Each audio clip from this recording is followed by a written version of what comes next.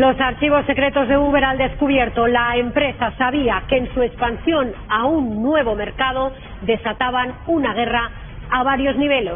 Ellos lo llamaban internamente la pirámide de mierda. Como base, denuncias de otros conductores, encima procedimientos administrativos y en la cúspide las batallas legales. Rompían las reglas del mercado y lo admitían casi jactándose de ello. Leemos en los correos de directivos. A veces tenemos problemas porque, bueno, somos jodidamente ilegales, es textual. En otro mail lo resumían así: somos oficialmente piratas. España fue uno de sus mercados más complicados de Europa. En nuestro país contaron con varios despachos de abogados y relaciones públicas, y la consigna para ellos era clara: que tuvieran fuertes vínculos con el gobierno para que abrieran las puertas de la Moncloa. Mientras tanto, en la calle optaron por la estrategia de los hechos consumados. Llegan, se implantan de forma agresiva para que luego a las autoridades les resultase muy difícil echarles. Y para ello buscaron incesantemente una reunión con el presidente de entonces. Hablamos de 2015, Mariano Rajoy, y según ellos lo consiguieron. Lo confirman los correos intercambiados, investigados por el Consorcio Internacional de Periodistas. Reuniones entre el gobierno español y la compañía hubo varias, pero también sabemos que al gobierno español no le gustó nada la política de hechos consumados, eso de pedir perdón y no permiso. A la vez buscaron agitar el descontento social y la falta de empleo para ganarse a la opinión pública. Todo estaba calculado. Son los 131 nombres clave para Uber, la gente a la que tenían que convencer para implantarse en España. Políticos, periodistas, directivos y entre ellos el presidente del gobierno. Y consiguieron acercarse a él. Jim Messina era ex asesor de Obama y envió esto a los ejecutivos de Uber. El presidente de España me ha pedido que vuele a Madrid el 30 de abril para ayudarle en su reelección en diciembre. He leído en los periódicos que habéis tenido allí unos momentos interesantes. Decidme qué queréis, que diga o no diga sobre Uber. Los directivos le responden al momento. Gracias, que se lo mencione nos ayudaría, ¿no? Sí, sería muy útil decirle a Rajoy que podemos traer empleos e ingresos fiscales. Si tan solo alguien en su partido nos escucha, solo hemos llegado a la Secretaría de Estado de Telecomunicaciones. Jim, puedes intentar alinear sus necesidades políticas, trabajo, innovación con nuestros intereses y al menos presionar para que nos apoye públicamente. Este último mensaje era de David Plouffe, también asesor clave durante la etapa de Obama. A preguntas de La Sexta, Mariano Rajoy niega haberse reunido con intermediarios para tratar el tema de Uber, aunque reconoce que contó con los servicios de Jim Messina para ser reelegido. El lobista estadounidense también niega esa conversación, pero reuniones entre el gobierno español y la compañía hubo y varias. Gracias a los papeles de Uber, hoy sabemos además que al ejecutivo la actitud de Uber de pedir perdón y no permiso no le gustó. Nos ven como liberales, como forajidos del oeste que vienen a imponer su política liberal americana en sus regulados mercados europeos. Antes de reunirse con un político preparaban dosieres como este, el de Jordi Sevilla del PSOE. Resumían cómo convencerles. Cualquier ocasión era buena para contactar con líderes políticos. Estos eran sus objetivos para la cumbre económica de Davos. Señalaron con quién tenían que quedar y qué importancia darle a cada uno. Uno de sus mayores hitos en España, lo dicen en un correo confidencial, fue lograr estas declaraciones del ministro de Economía de entonces. El gobierno siempre va a favorecer la competencia, pues va a favorecer la competencia en igualdad de condiciones. Y a partir de ahí pues están todos los medios tecnológicos que todos nos tendremos que adaptar. Si hacía falta, incluso les invitaban a su sede de San Francisco. Así lo intentaron con, por ejemplo, Artur Mas. Todas las presiones políticas no evitaron que en 2014 Uber se prohibiera en España, y solo un día después la compañía decide volverse más agresiva que nunca. Quieren que sea la sociedad la que ejerza presión por ellos, y lo dicen en un correo electrónico.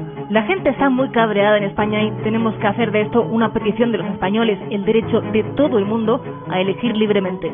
Y se apoyan en la indignación en que hay quien compara a España con Venezuela, que prohibir Uber es similar a la situación del régimen de Chávez, donde la gente no puede elegir, y frivolizan con la situación económica del país. Su objetivo, agitar la opinión pública. El argumento de que mucha gente en España no tiene trabajo y conduce Uber para sobrevivir puede calar en la opinión pública y hacer que hable. La sociedad española es muy sensible con este tipo de cosas. Desde la compañía buscan aumentar la tensión sobre los políticos. Tenemos la oportunidad de politizar este camino y obtener atención de los tomadores de decisiones, porque creen que así la ciudadanía irá por ellos. Los políticos tienen miedo de que la gente vuelva a ponerse en su contra. La gente ya está muy enfadada en España. Y Uber quiere forzar este descontento para implantarse a su manera en España. Para Uber el camino legal era siempre demasiado largo.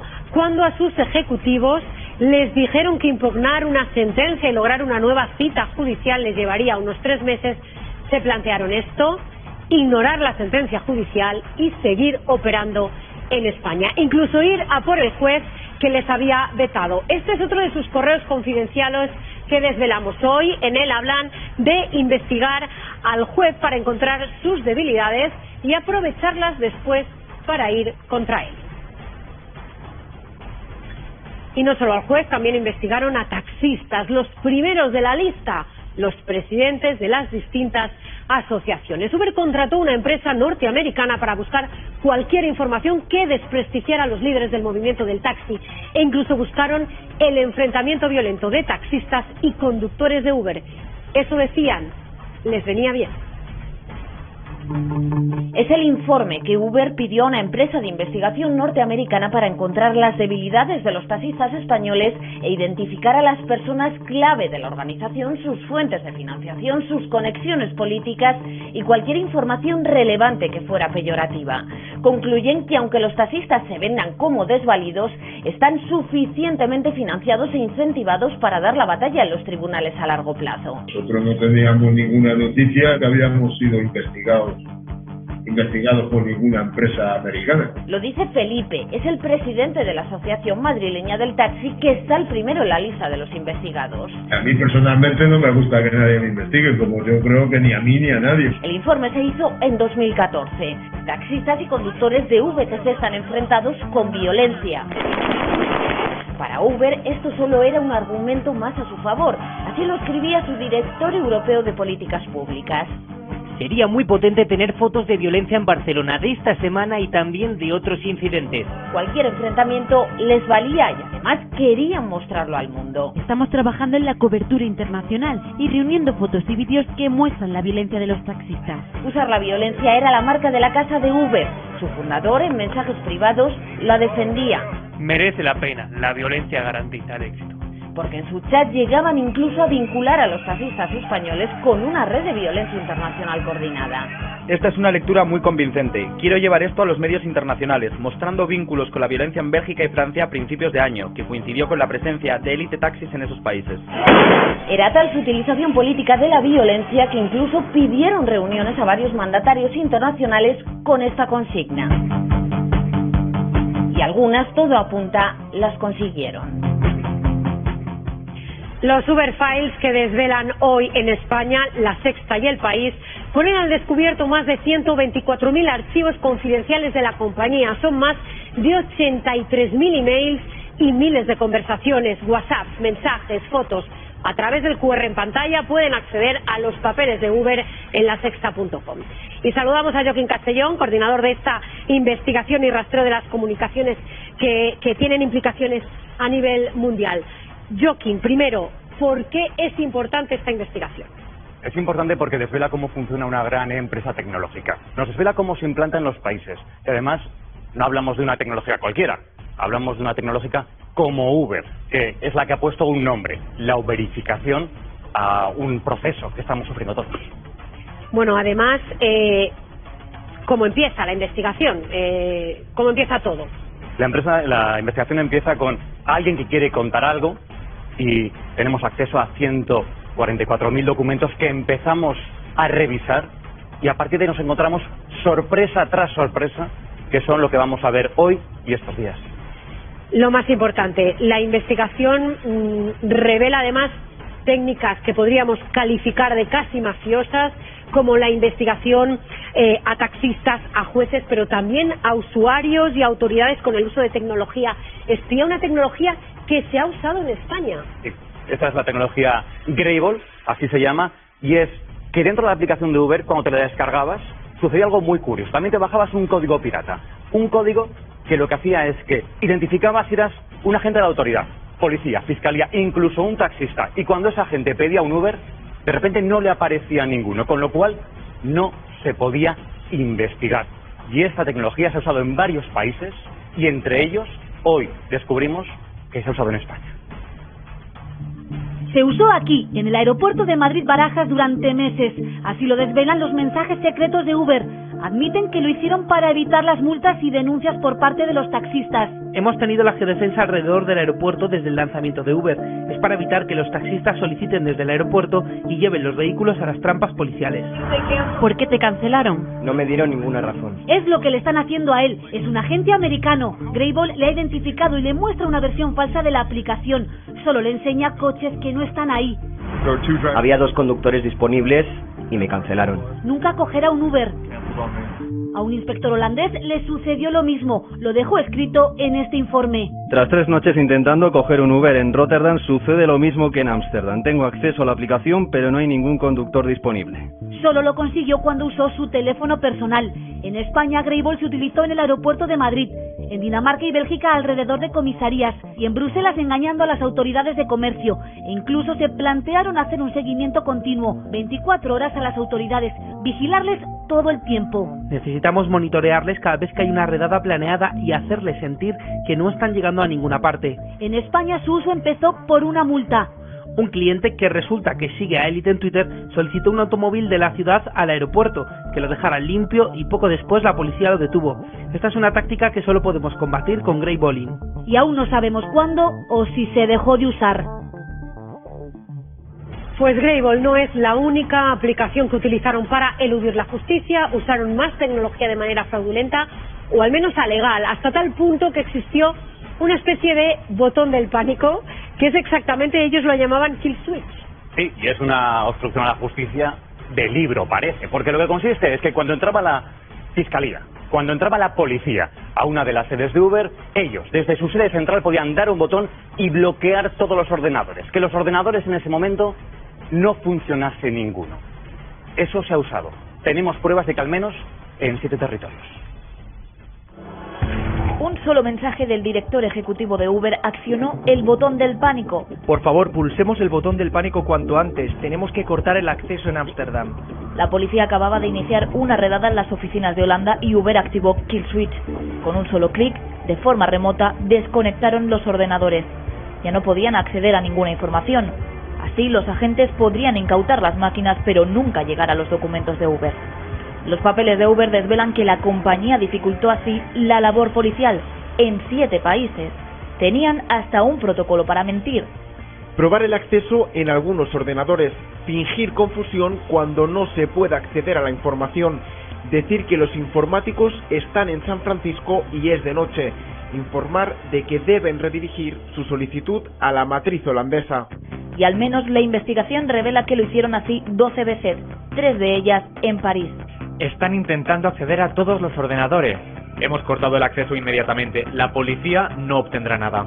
Era un uso tan indiscriminado que se jactaban de que lo más difícil era fingir que no sabían qué pasaba.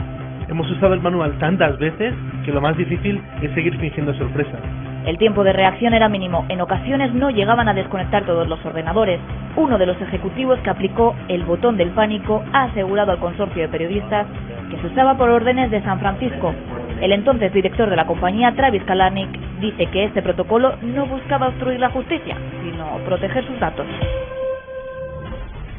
Bueno, y mientras ocurrían estas redadas y evitaban a la policía, buscaban apoyo de sus amigos, algunos muy conocidos. Yo que estamos hablando de personas con poder, de políticos con gran poder. Intentaban llegar a las más altas instancias de cada país en el que se instalaban. Por ejemplo, en el caso de Francia, su hombre de confianza, así lo calificaban, era Emmanuel Macron. Con él se cruzaron mensajes WhatsApp, le escribían cuando tenían algún problema, mensajes de compadreo como este, mensajes de WhatsApp a los que también hemos tenido acceso y que decían todo esto.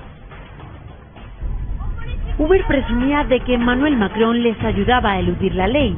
que casi se disculpaba cuando había prohibiciones y que incluso les aseguraba que podría parar los registros policiales en sus sedes. Estos dependen de Macron, ¿no? Macron dijo que hablaría con ellos.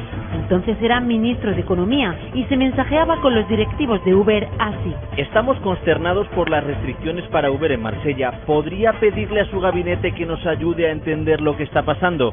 Lo investigaré personalmente. Permítame tener todos los hechos y decidiremos esta noche. Algo que Uber agradeció al político. 12 días después, las limitaciones se relajaron. Macron incluso negoció por Uber dentro del gobierno y se lo contaba a los directivos de la compañía. ¿Podemos confiar en el primer ministro? Ayer tuvimos una reunión con Casenet, el ministro del Interior. Asegurará que los taxistas estén calmados y reunirá a todo el mundo la semana que viene para preparar la reforma. Cass ha aceptado el trato. En aquel momento Macron era de los pocos del Ejecutivo que defendía a la empresa. El argumento, así se vendería menos droga. Expliquer aux jeunes qui font chauffeur Uber de manière volontaire qu'il faut mieux aller tenir les murs ou dealer. Allez leur expliquer. En apenas año y medio Macron tuvo 17 contactos con Uber. Ninguno aparecía en su agenda oficial. Los responsables de la tecnológica dijeron que sus encuentros eran espectaculares. Cuentan en sus mails confidenciales, a los que ha tenido acceso La Sexta y El País, que Uber escribía incluso las enmiendas que luego se presentaban en el Parlamento. Entonces el actual presidente de la República llegó a decirles que Francia trabajaría para que Uber pudiese trabajar en y para Francia. Bueno, toda esta información que hemos visto se ha compartido con el presidente francés. No sé si habéis contactado con él directamente. ¿Joaquín, qué os ha dicho? Hemos hablado con el Palacio de Elíseo y reconocen toda esta labor, dicen textualmente, de facilitador, pero no contestan a muchísimas de las preguntas que enviamos, ni al cómo, ni al por qué, ni cuándo sucedieron todos estos contactos y WhatsApps que hemos visto. Bueno, no es el único nombre de un político relevante que aparece en los Uber Files. Los papeles de esta investigación revelan también un mensaje preocupante. Esta es la frase, aparece en un mail de 2015. Su nombre nunca debe aparecer y el nombre que no debe aparecer nunca es el de Neelie Kroes, excomisaria de la competencia en Europa y exministra holandesa. La comisaria negoció con Uber un contrato para cuando se cumplieran los 18 meses de su incompatibilidad de puestos. En ese periodo presionó a sus colegas holandeses para que aflojaran su investigación sobre Uber y después acabó trabajando en la tecnológica con un sueldo de 200.000 euros al año.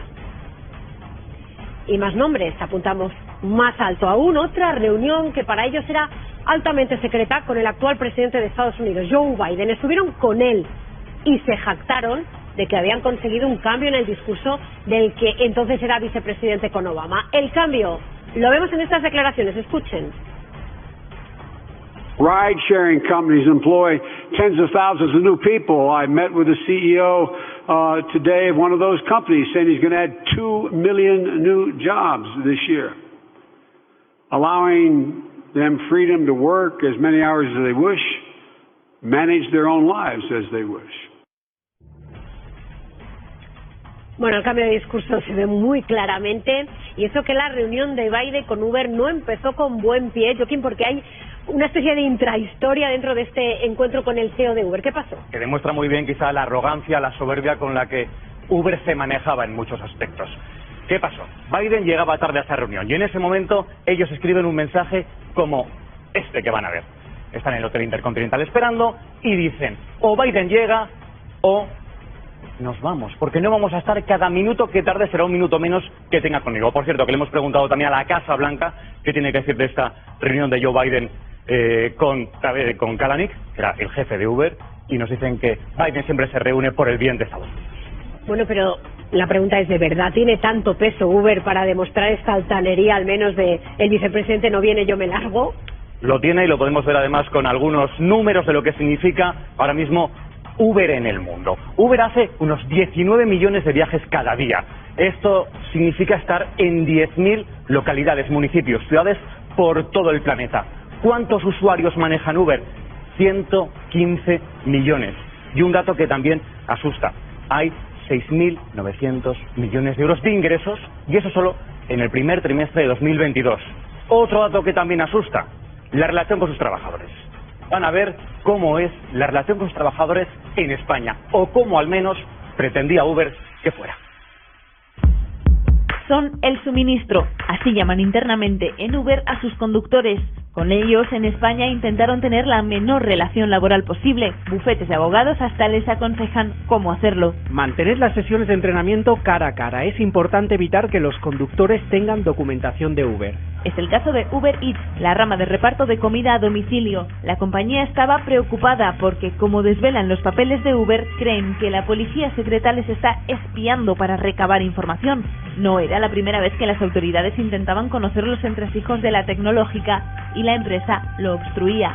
7 meses se alargó la elaboración de este informe de la Inspección de Trabajo, que quedó incompleto al no haber facilitado un dato o documento de una mínima entidad. Se sancionó además a Uber porque, desde que llegó a España en marzo de 2014 hasta el mes de junio, no dio de alta a ningún trabajador, ni siquiera a los ejecutivos, que sí que acudían a la oficina, sin empleados pero gastando 118.000 euros en 334 iPhones para los conductores. Les daban un móvil en el que solo funcionaba la aplicación y les recomendaban esconderse de los taxistas. Todos sin que fueran sus trabajadores. Querían que fueran autónomos. Diciéndole al ministro de Economía que Uber está pidiendo a sus socios que se inscriban ellos mismos como autónomos. Abrirán las puertas muy rápido. Esperaban así también reducir el rechazo por parte de los taxistas. A esta hora, 44 medios de todo el mundo están contando esta exclusiva que en España desvelamos en La Sexta y en El País. Fran López Galán, punto de redacción, ¿qué están diciendo? Pues además, por ejemplo, Cristina, recogen historias curiosas. Esta que os vamos a contar, que está en la investigación, ocurrió en la India en 2014. Estas imágenes que estamos viendo precisamente tienen que ver en 2014. ¿Qué ocurre? Uno de los conductores de Uber sale del juzgado porque le acababan de acusar por violación a una de sus clientas. Ocurría en el interior del vehículo. Esta iba dormida en la parte posterior y aprovechó ese momento el conductor para abusar sexualmente de ella y además la amenazó de muerte si esta contaba algo. A partir de ese momento Uber lo que hizo fue intentar mantener la estrategia de comprometerse a verificar los antecedentes de cada uno de sus conductores, algo que obviamente hasta ese momento no había ocurrido, y más sabiendo que además este conductor había tenido denuncias previas por violación. La estrategia, como decimos, que Uber mantuvo a partir de ese momento fue culpar a la débil regulación local del país para intentar así evitar que todo esto pudiese salpicar y manchar la imagen de la compañía. Una información muy preocupante. Esto que vemos de la India se ha repetido en nuestros países. Me pregunto si era un modus operandi. Sí, es que eso demuestra cómo Uber tenía que crecer salvajemente. Entonces necesitaba dos cosas. Por un lado, necesitaba conductores. Así que no miraba nada, no miraba quién estuviera detrás. Tenía antecedentes penales y esto es precisamente el caso que sucede en India. Después necesitaba, por otro lado, usuarios. Así que relajaron muchísimo su sistema de control. Con un simple mail bastaba. ¿Qué pasa? Que en algunos países se ponía un mail falso y eso se utilizaba para robar los coches. Ejemplo, sucedió en las favelas, en Brasil. En Río de Janeiro, varios conductores fueron asesinados con un tiro por robarles el coche. O en Sudáfrica, donde también sucedió que robaban coches y además quemaban a los conductores vivos. Tuvimos 2 casos así. ¿Y qué pasó con Uber? ¿Cómo reaccionó? Escurriendo el bulto.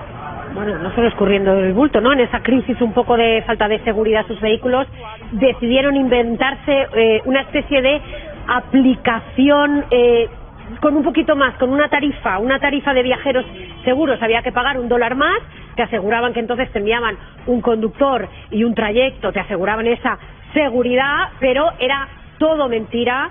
Ese dólar no iba a ninguna parte excepto a las arcas de la compañía. Uber habría recaudado así hasta 500 millones con ese falso extra. Vamos a seguir con más reacciones en otros países. Fran, punto de redacción, cuéntanos. Sí, medios de todo el mundo ya se están haciendo eco de esta investigación. Por ejemplo, lo vamos a ver, Le Monde en Francia se centra en ese acuerdo secreto entre la compañía Uber y el presidente Emmanuel Macron, como decíamos al principio de este informativo. También, por ejemplo, The Washington Post se centra en este caso en esa estrategia que habéis comentado de aprovechar a su favor los ataques violentos que estaban sufriendo sus conductores para intentar así presionar a los políticos. Y, por ejemplo, The Guardian en el Reino Unido, por su parte, se centra en los grupos de presión, pero también hace referencia a ese sistema del que ya hemos hablado, el kill switch, ese interruptor de apagado con el que en caso de que se produjese alguna redada o investigación por parte de la policía, automáticamente se podían apagar los ordenadores y así no se podía acceder a sus datos. Este mismo fin de semana Uber ha sido noticia por 2 motivos. Primero, por las exageradas tarifas que muchos asistentes al Festival Mad Cool en Madrid sufrieron. Denuncian que les cobraron hasta 90 euros por un trayecto que en taxi hubiera sido de 25. Había mucha demanda y el algoritmo subió los precios. También noticia en Italia, revuelta de los taxistas contra Uber por la liberación del sector. Más de 40.000 taxistas han secundado la huelga. Y con todo lo que hemos contado, la pregunta, Joaquín, ¿qué ha dicho Uber? Les hemos enviado más de 200 preguntas y que han respondido. La dirección actual de Uber nos dice que esto es cosa de los anteriores, de los que estuvieron hasta 2020. Y a los anteriores también les hemos preguntado y nos han dicho que no tienen nada que respondernos, pero que no nos engañemos, y esto es lo grave, insisten en que Uber, por mucho que queramos, ahora mismo es imprescindible en nuestras vidas. Pues desvelamos los papeles de Uber en todo el mundo en una exclusiva mundial y Uber acaba de reaccionar a lo que estamos contando. Punto redacción, Fran, ¿qué dicen ahora? Sí, pues Uber asume y reconoce lo que se publica en esta investigación. Dicen que no han puesto ni pondrán ninguna excusa por comportamientos pasados que claramente nada tienen que ver con los valores actuales y le piden a los usuarios que por favor no tengan en cuenta nada de lo que ha ocurrido en los últimos 5 años, sino lo que viene a partir de ahora, en los próximos años.